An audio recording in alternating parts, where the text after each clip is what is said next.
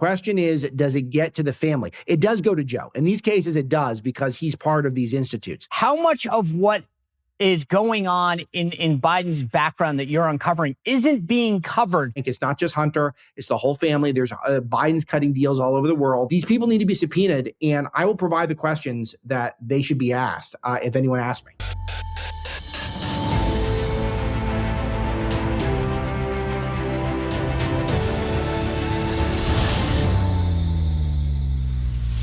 All right, this is the Sean Spicer Show.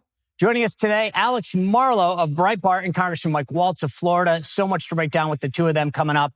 Yesterday, as you guys know, the president finally, after 4 days, finally addressed the American people about what's going on in Israel. We're talking about over 1,200 dead, including at least 14 Americans, 20 that are still unaccounted for, and 12 or so, maybe more, that have been taken hostage. And the president finally spoke. The media is all over. Oh, what an amazing, he's so strong. This is the guy who didn't call Netanyahu or didn't want to meet with him for months. He couldn't be bothered for 4 days, and he gives a good speech. I mean, literally, the actions usually speak louder than the words. And up to this, he has shunned these guys. It's amazing. I mean, I've said this before, but the media will do anything to cover for this guy. It is unbelievable. Americans are dead, missing, and held hostage. And this guy finally speaks to us after 4 days of being at the White House. He wasn't even on his normal vacation. It is sad to see the lengths to which these guys will bend over backwards to cover him. And you notice who's standing with Hamas? Have you noticed it? It's the left. All of the folks on the left, the members of Congress, the university students, all of these folks are on the left. No stand with Israel, blue check bar or screens on their Instagram pages like it was with Ukraine or during Black Lives Matter. Black Lives Matter, by the way, put out a statement. They're standing with Hamas. This is what's happening. Where's the outrage? The whataboutism, the both sidesism, none of that. You know, it's just funny how the media and the left look the other way when it's their side. How do you defend babies being killed and beheaded, people being dragged from their homes? This isn't war. This is an act of terror. And it's the left that is condoning it. There's no one on the right that's condoning it. The right is unified in its outrage. It's President Biden's party. It is President Biden's movement that is not standing with them. It is people like Congresswoman Tlaib that won't answer a simple question about whether it's okay that babies are being killed and beheaded, people being dragged through the streets. This is the left. They're the only ones that are standing with Hamas and the terrorists. They're putting out statements. These folks in college, universities, Harvard, UVA, all over the country, they're holding parades and putting out statements condemning Israel. And no outrage. No outrage. The president didn't address Iran yesterday. He didn't talk about his side and how he should tell them to stand down and support Israel. Yes, he gave a strong support of Israel. That's great. It was a speech. He did nothing to tamp down the left. While Hamas continues to attack. They're talking about beheading people if Israel fights back. Beheading the people that they have gone in and taken hostage. Unbelievable. All right, guys. If you've been watching for a while, you know how I start my morning with my morning kick. And part of the reason I did it is because when you take a look at Chuck Norris, who's the founder of Morning Kick, you realize this guy's 83 years old. He looks amazing. He's still kicking and punching in his 80s. So I thought, okay, if this is what Chuck Norris does, maybe I should do it too. He actually took all of these powerful supplements that he had been experimenting with to some degree, I guess, and put them all together and says that he is now feeling better than he has in years. And these ingredients work so well. He created Morning Kick, which not only does a lot, but it tastes great. It combines 10 of his favorite supplements into one daily drink. I mean, think about this. It's got probiotics, prebiotics, superfoods, and several of the most powerful supplements on earth. One of the flavors, strawberry lemonade, unreal. It's like you actually would go buy it as a drink if it was out, but it's comes with all these added benefits, which is great. It helps increase energy, boost digestion, think more clearly. If you want to try it, go to mymorningkick.com/Spicer, mymorningkick.com/Spicer. Be like me and Chuck. Well, at least that's what I'll say. mymorningkick.com/Spicer. All right, I'm excited to talk to our next guest, Alex Marlow. He's the editor-in-chief at Breitbart News. He's been all over President Biden. He has written a book previously called Breaking the News. It was a New York Times bestseller, and he's out with his brand new book called Breaking Biden, exposing the hidden forces and secret money machine behind Joe Biden, his family, and his administration. It promises to be extremely revealing, and considering that we are in the midst of an impeachment inquiry, I have a feeling that there are several members of Congress that are going to want to be reading this book. So I'm excited to have this conversation with Alex. Alex, welcome to the show. Thanks for joining us, and congrats on the book. Sean, always appreciate being with you. And it's nice that we don't have to spar over any reporting that I'm doing about things you're working on today, like your White House days. So this is going to be very pleasant for me. You know, this isn't how I wanted to start, but since you brought it up, it's amazing. It's amazing because I get asked a lot at events, like, what's the most difficult, who is the most difficult person? What was the thing? And the irony is, as much as the left sort of talks about right-wing media, you guys at Breitbart were probably tougher on me and some specific people at Breitbart. I'm not going to name names or Matt Boyle, but it's yeah, don't mention Matt on this show. No, I'm not. Absolutely I'm not trying to call anyone out, but it's amazing to me, like the people on the right, and I would even include to some degree the Daily Caller. The folks on the right are harder than it was on the left. I could blow off the folks on the left. You guys were dogged. And it was like, I mean, there was almost a level of, we're going to hold you guys accountable for, because you've made promises. Yeah, that's totally true. And that is how we operate as a conservative movement in general these days. I think sometimes it works out really well. Sometimes I think we waste some time on it. But overall, there is such lack of accountability amongst the entire establishment. And so we've become accustomed to whatever is the Washington status quo, so long as the establishment media apparatus is okay with it, then no one else applies pressure. And this was my life for the first, 8-10 years I was in media. And then finally, we see some daylight. Donald Trump gets in. We're starting to see some movement at the grassroots level. And we feel like we have no choice but to apply pressure for people to live up to their standards. And I don't think it needs to be nasty. And I know there are some people who are a little more hard-nosed than I am negotiating sometimes and trying to argue.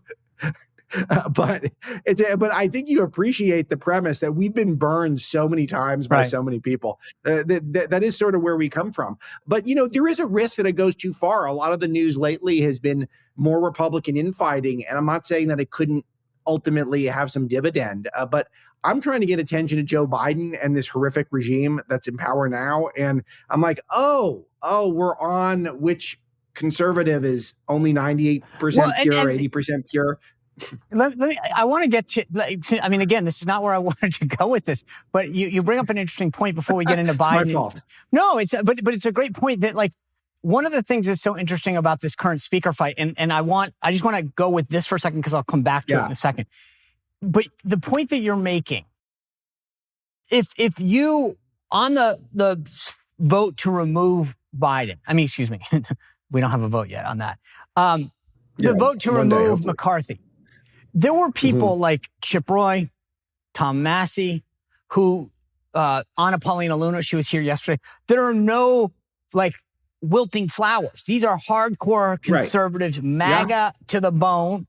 And yet they were, for whatever reason, saying we want to stick with McCarthy. And yet if you dared express that, you were, a bad conservative among a lot of the movement. And the thing that I find interesting about, what we're talking about is there's somebody sets this bar of purity.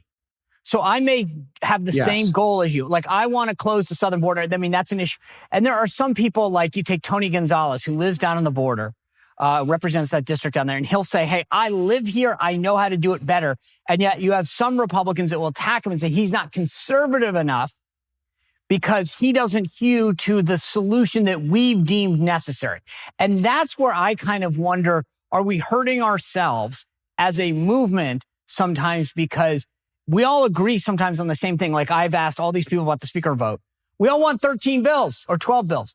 12, and I want to cut spending. I want to shrink the size of government. And yet if you don't agree to what, in this case, Matt Gaetz has agreed to, then you're a bad conservative. Yeah. And this is something that is not playing out in the polls. It's certainly not playing out if you talk to normal people. If you get off the computer and you go and interact with real people, no one is. There's a very small percentage of the public that's engaged at this level. And even those who are, I think, privately would tell you they understand that Kevin McCarthy has an impossible job. Almost no one wants that job. And even though he's naturally an establishment guy, for sure, he is. He has done a pretty good job of trying to communicate and to hear what is of importance to the base. But it's those loud online voices that are overwhelming the conversation in a lot of ways. And I love those voices a lot of times, and they have a lot of use. But I don't even think that even the most hardcore conservative activists necessarily agree that this is a good use of time right now, especially when you factor in stuff like, McCarthy allowed for the ethics investigation into Matt Gaetz to continue. Of course, that's a big factor in why Gaetz wants him out. And by the way, I don't blame Gaetz for feeling that way. I mean, if a guy was allowing for an ethics investigation to me, I'd be pretty fired up about it. But it's obviously it is more of the stuff that could potentially take away from accountability for the current regime, in my view. I'm not saying there might not be something good that comes from it in the end. I love Jim Jordan. I like Steve Scalise. I mean, these are good guys. They could do a good job. They could do a better job. But it was sort of surreal for me because I'm out here trying to promote how bad the Bidens are. And then we're back on how bad McCarthy is again. I'm like, what are we doing? All right, guys, are you tired of wasting your money on testosterone booster products that don't work? I don't blame you. That's why our sponsor, Nugenix Total T, lets you try before you buy it. That's right. You can get a complimentary sample when you text 231-231 and enter keyword Spicer. Now, as men, we age and we lose testosterone. That's a fact. It's the man hormone, the source of our fire. But Nugenix Total T boosts the free and total testosterone levels to help us feel better at work, in the gym, and even in the bedroom. There is nothing like Nugenix Total T and nothing better. It comes with testosterone, which helps turn back the clock and re-energize your life. But don't take their word for it. Try it before you buy it. If it works, you get to keep using it. If not, you can actually keep the sample. You've got nothing to lose, but you could gain energy, muscle, drive, and even more passion. You get your complimentary sample when you text 231-231 and enter keyword Spicer. Now, this is the #1 doctor-recommended brand and the #1 selling testosterone boosting brand at GNC and at Walmart. It can help re-energize your life, get you back the powerful, confident, good-looking warrior that you used to be. And if you're not totally satisfied, they will refund you 100% of the purchase price, plus the shipping and the processing. So text 231-231 now to get a complimentary bottle of Nugenix Total T. Use keyword Spicer, and you get a bottle of Thermo X, their newest and most powerful fat incinerator ever, with key ingredients to help you lose fast and get lean fast. Absolutely free. So text 231-231, text that and add keyword Spicer. Now, remember, texting enrolls you into recurring automated text messages. Consent not required to purchase. Message and data rates apply. It is the #1 recommended doctor brand primary care physicians, according to an independent survey conducted by IQVIA 2002. Well, and that's the funny thing about this. One, both candidates have now told the conference, the Republican conference, that they're probably going to have to do another short-term CR, which is what they got mad at McCarthy for. And yet this is my theory, is that, and if I'm wrong, Sean, I will come back and I'll apologize, but I'm pretty good at accessing a crystal brain here. The House will run very similarly. Yes. If it's McCarthy, Jordan, Scalise, it's going to be pretty similar. If there's noticeable differences, and I'm probably, like McCarthy, the least of the three. So I'm not even saying like I'm a big McCarthy guy, but I don't think it's going to change that much, and it's going to be a lot of time of disunity. So again, it's mostly interesting to talk about There's a lot of good arguments on all sides. It's a really fun one to Monday morning quarterback. Yeah. But I just find it interesting how we've got an opportunity to, I think, do some real damage to the Biden family here.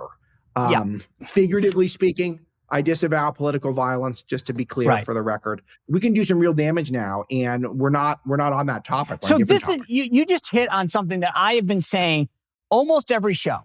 This guy, he can't go down a flight of stairs. He can't communicate a coherent sentence on policy. Yeah. His policies that are enacted are disastrous domestically and overseas. Think about it. I mean, there's nothing. Charlie Kirk tweeted this out yesterday. The press spent 4 years screaming that Donald Trump would start a nuclear war. Instead, we got the Abraham Accords, the first presidential visit to North Korea, the end to ISIS, stability in Ukraine, and a planned withdrawal from Afghanistan. Under Joe Biden, that Afghan withdrawal became a national embarrassment. Israel is in its biggest war in a half a century, and Europe is in the biggest war since the defeat of Hitler. Everybody is waiting in fear, wondering what war will start next. Joe Biden's foreign policy is a calamity. So when you talk about in this book, breaking Biden, how much of this do you talk about his decision-making and his failed policies? Yeah, a lot.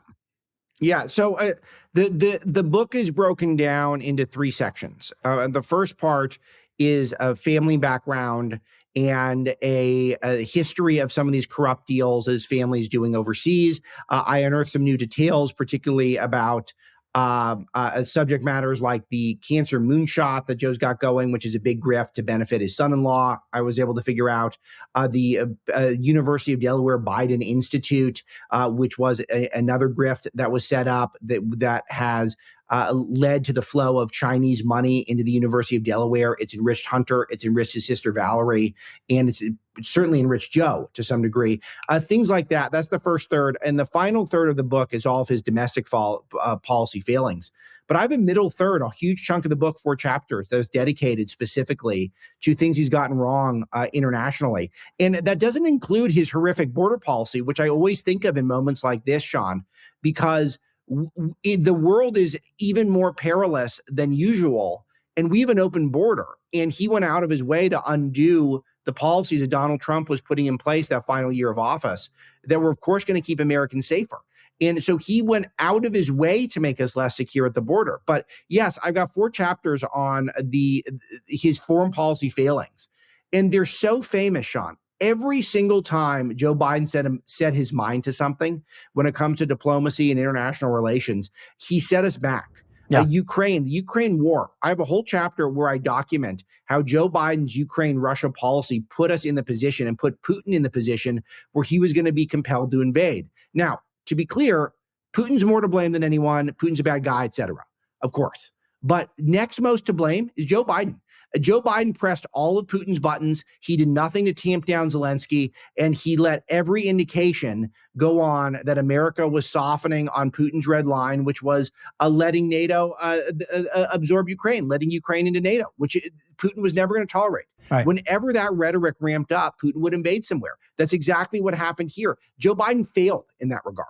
So that's a major thing. Of course, I go through the Afghanistan withdrawal, which was even more stunning to me going through it as a research project than just reading the headlines. I document the $7 billion of weaponry that we left there, from drones to hundreds of thousands of rifles, aircraft, helicopters, body armor, all of the stuff that we left. And of course it was going to end up in the hands of terrorists. And that's exactly what we learned this week. And it goes on from there that we droned children and we just moved on. We accidentally droned a car full of children. 13 American service members died. All of this, he should have been removed from office on the spot from this failure.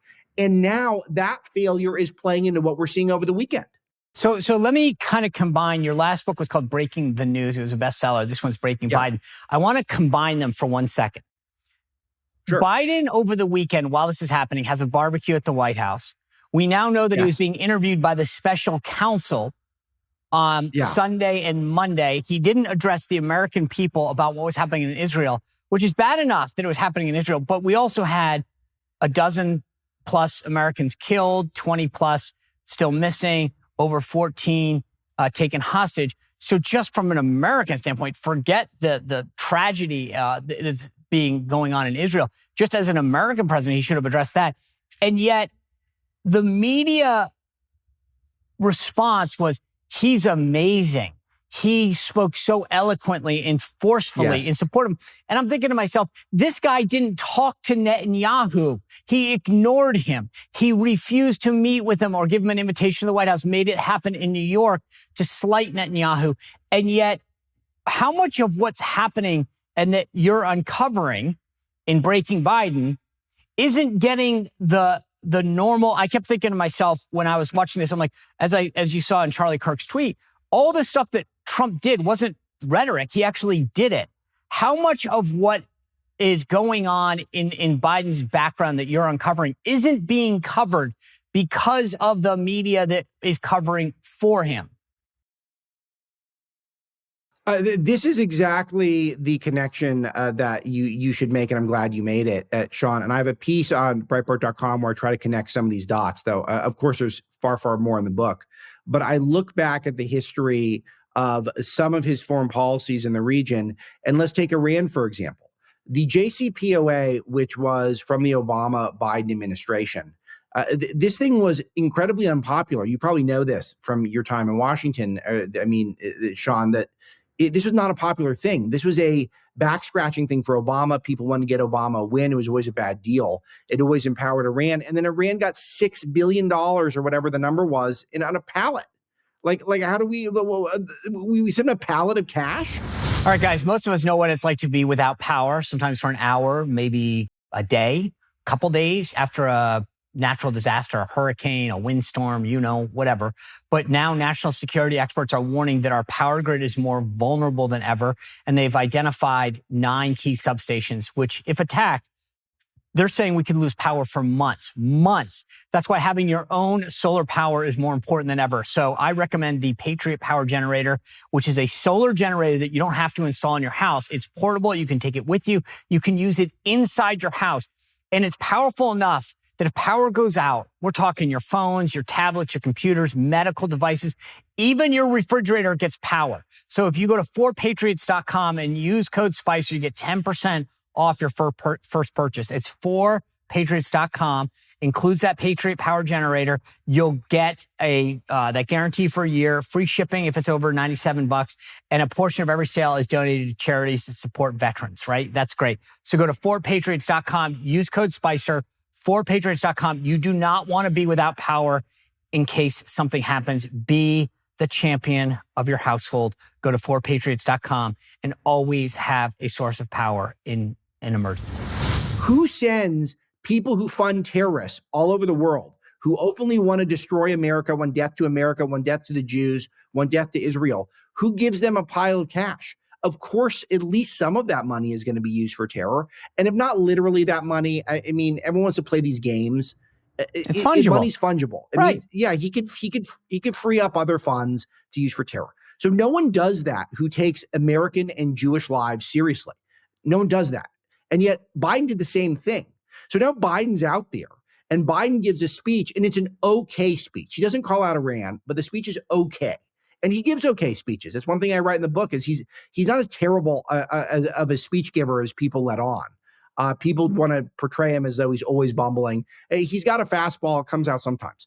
He gives an okay speech, and we're just golf clapping. Very nice, Joe. He waited 3 days. Once he was done with his weenie roast at the White House, then all of a sudden he started to finally get focused. He misses the essential thing here, which is Iran. But look at the whole policy. Also, but it's not just Iran. He misses his whole left wing of the party. It's no one on the right is siding with Hamas. Yes. He's not. I mean, if this was Trump, they'd be saying you called out both sides. Where is he calling out Rashida Tlaib and Omar and all these other ones that are siding with Hamas? The students at Harvard and UVA that are saying death to Israel and it's okay and it's their fault. Where is he calling out his own side? You know, there's another one that was the BLM example is very big. Awesome. But the State Department calling for de-escalation, a ceasefire, essentially. Everyone needs to use restraint. Sean, there's a word for when you equate terrorists and their victims. It's called evil. That was an evil tweet from our State Department. You can't just delete that and expect us all to forget. That was raw evil coming out of our State Department. I don't know who sent that tweet, but the fact that that person has been fired and publicly shamed is because we've lost our moral compass as a country. And that is something that starts with Joe Biden. He is the guy at the top of that. Sending this money to Iran is such a big deal, but he also wants to return to the JCPOA. Not only does that elevate Iran, it elevates Russia. Sean, we were told our whole lives that Russia's the worst entity in the planet. Putin's the worst guy. And you can't have a JCPOA without elevating Russia's status in the world. That's the mechanics of the deal. And we're supposed to simultaneously believe the left is so afraid of Putin, hates Putin so much, but also you want to elevate him by the JCPOA. It's totally incoherent and dangerous. So I mentioned before you joined us that we're in the middle of this impeachment inquiry. And Anna Paulina Luna joined us yesterday, the congresswoman from Florida. She's on the oversight committee. Yeah. How much of what you report in the book no one has seen before? A fair bit. I think that there are some details, particularly with some of the Chinese deals overseas, that is fresh. I think some of the domestic deals, I don't think people understand the extent to which Joe is running grifts within the United States right now. The fact that this apparatus that he created with the Penn Biden Center at the University of Delaware Biden Institute and the satellite DC office, it was designed as a wealth creation strategy. That's the exact quote that I feature in the book, a wealth creation strategy. So is any of this money getting back to him? Is there any, how does it get back to Joe Biden? So this is the trick that I don't think that is the right question to ask. Okay. The question is, does it get to the family? It does go to Joe. In these cases, it does because he's part of these institutes. But I want to caution you on that question because a bribe can include family members. And we know that there's huge intermingling of finances between Hunter and Joe. We cite, for example, how Joe was using a Rosemont phone. Rosemont's one of Hunter's companies. We cite examples of Hunter complaining that he's paying all of Joe's bills. We don't know if Hunter's being honest, but we know that Hunter said that.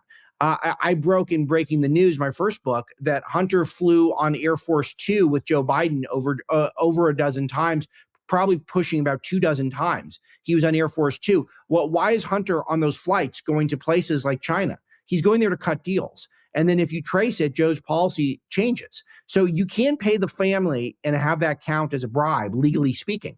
So we're not going to get a photo of Joe with a corkboard check, but we do have the photo of him with those, I think it was Ukrainian executives on the golf course with Hunter. So we know Joe's out there cutting the deals with them. So we have to be willfully blind to not assume that's happening. But this wealth creation strategy, Sean, that they were trying to emulate the Clinton Global Initiative with one big difference. They wouldn't have to raise money. Now, how could you have an entity like the Clinton Global Initiative without having to raise money? You can only do it if there's a wink and a nod to foreign entities to load up your coffers. Those are the only entities that are rich enough to do this, so that they would just funnel the cash in there, and then presumably they would get favors in return about, let's say, when Joe becomes president. That'd be a nice time for it to happen. And he's not been tough on any of these entities. And take a look at Ukraine as the best example that have been funneling money to his family. So how much, we mentioned the impeachment inquiry. Have you shared your findings of the book with members of Congress, especially the ones on the Oversight Committee? Not one-to-one. I mean, the book's only been out for a week, and I've been very blown away by the response. I mean, people are so enthusiastic about it, and so many of our friends and colleagues in conservative media have been very vocal about suggesting. Mark Levin, for one, suggested every member of Congress should read the book. I think it does provide a playbook of where the investigation should go and which questions should be asked ultimately when Hunter and Jim and Frank, it's not just Hunter, it's the whole family. There's Biden's cutting deals all over the world. What should be asked specifically? And if they're asked publicly, if you ask the family members, if they ask about, if you ask Jim Biden, what was his experience in commercial real estate when he got a contract to set up 100,000 homes in Iraq? What was his qualifications for that? I would love to hear his answers. When you ask Hunter, what service was he providing to Burisma? I would love to hear his answers. I was asking Hunter and Jim how they got into business with the effing spy chief of China, Hunter's words, and what services they provided? There's a lot of questions that I think I lay out that I'm not going to be able to answer them. I work with a small team of researchers. I'm in my home office for the most part, just north of LA. I don't have subpoena power.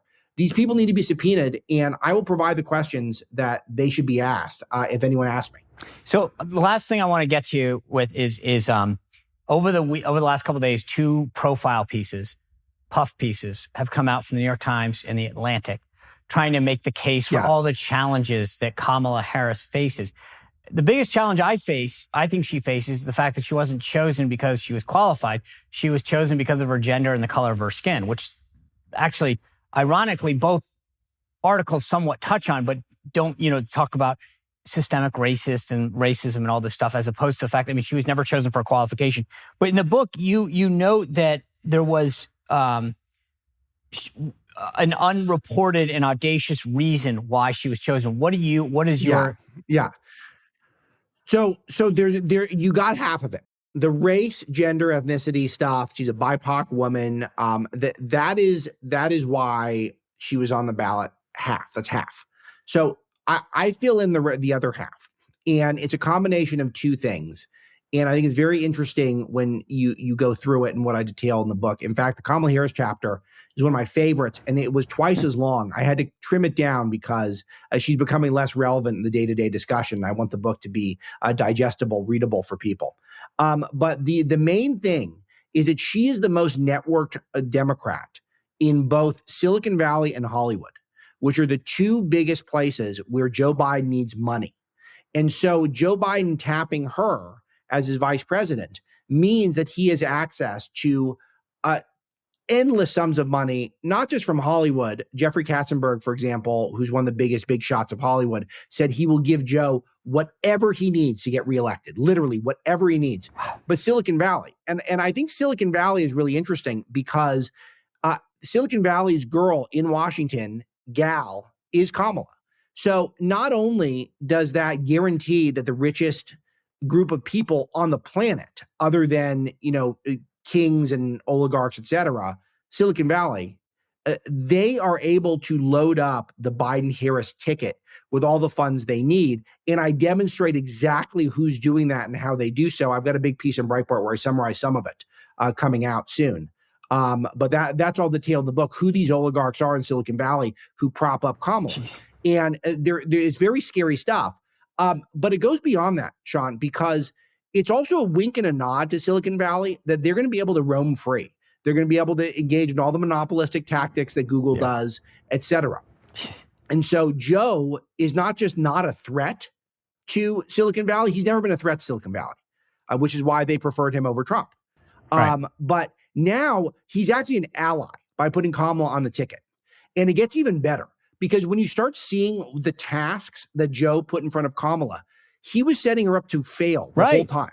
He gave her tasks she could never succeed. So he orchestrated this perfectly, gets the BIPOC woman on the ticket, all of that Hollywood cash, all of that Silicon Valley cash, guarantees Silicon Valley will never go against him. And then he gives Kamala these crap assignments so she will never surpass him. It's really quite brilliant. And it would really, in retrospect, it was a genius pick by Joe. I agree with you on that. Like, people don't realize how genius it is that people literally have to pray for Joe Biden because they're scared of her. Again, the name of the book. That's so right. It's so true. Right. You're like, I hope nothing happens to Biden because when you're the whole point of a vice president is to be able to step in when you're scared of that person. You want the president to succeed. No one worried. People knew that Mike Pence was qualified. They knew that, Al Gore was qualified. That's the nature of the VP. But when, Dick Cheney to Bush, you name it. But this time he chose somebody that everybody was going, oh gosh, please no. If people think Joe's a puppet, you ain't seen nothing yet if Kamala ever gets in. All right. Well, congratulations. The name of the book again is Breaking Biden.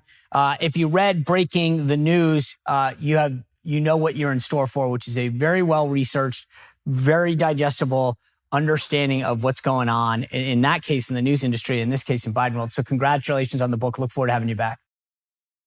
Sean, we're loving the new show, and thanks so much for featuring me. You bet. All right. Well, as I said, I read Alex's first book, Breaking the News. It was really well researched. A lot of insight into how the media operates, and he had some great examples. And so Breaking Biden, I think you can expect the same. And I thought it was interesting how he said that so far, Mark Levin has told members of Congress they should read it. I hope all the Oversight Committee folks read it, because Alex's point at the end was important. I'm not a lawyer. You guys have heard me say this before. But this definition of bribery, I've always been saying that we need to connect it directly to Biden. Here's the cash that he has. Here's the money in his account. But if Alex is right and bribery can extend to a family and Hunter's been paying for stuff, well, then that counts too. But let's draw those dots. And so I hope that everybody takes the time to read this and see more of these dots. I wrote in my first book, two books ago, I guess, Radical Nation. I talked about Frank Biden and Jim Biden. I mean, these guys, Alex uses the word grift for good reason. I mean, these guys have been getting loans and deals off of the Biden name forever. And we all know about Hunter. So it's good. And it's interesting that he's exposing this now. Anyway, I do want to turn back to this nomination of Steve Scalise as the new speaker. I got to be honest with you. This thing went a lot quicker than I thought it was going to go. I thought it was going to drag on. I thought people were going to demand rules changes. I think people came to their senses, and I think what's going on in Israel knocked some sense into a lot of people about trying to reopen the rules package from the beginning of the year. There was this motion initially today. So right now, the way it works is the House conference voted, and whoever got it, they'd all kind of, agreed as a family to say, okay, whoever wins the vote, we're going to get behind. There was a motion that said, well, you got to keep voting until somebody gets to 217. And that could have really delayed this thing, especially if McCarthy had gotten a couple votes, if Kevin Hearn, the Freedom Caucus guy, had gotten a couple of votes. Well, that didn't happen. We had this straight up vote. That motion got tabled right off the bat. That was being seen as a good sign for Scalise, and clearly was. But it wasn't that close. 113 to 99 over Jordan. That's a 14 vote margin. That's great. I mean, institutionally, Scalise had all of the advantages. He had the whip operation, if you will. He had enough allies going out, counting votes, double checking with people, making those lists. Jordan's new to this. He was a committee chairman, but you don't have that kind of operation as a committee chairman. And you haven't given out a ton of money. We talked about this with Anna Paulina Luna. It's like, so Scalise could call in favor and say, hey, I remember I came in, I campaigned for you, I helped get you elected. When you were in a tough re-elect, I supported you. So, but here's the caveat. He still needs 217, 218 on the floor. 217 because there's a couple members missing. Ken Buck, Colorado congressman, says he's going to vote present. That's fine. But then you've got Max Miller and Lauren Boebert both walking out of the conference saying that they're still going to vote for Jim Jordan on the floor. Well, who else joins them? Does a Matt Gaetz? Does a Tim Burchett? A Bob Good?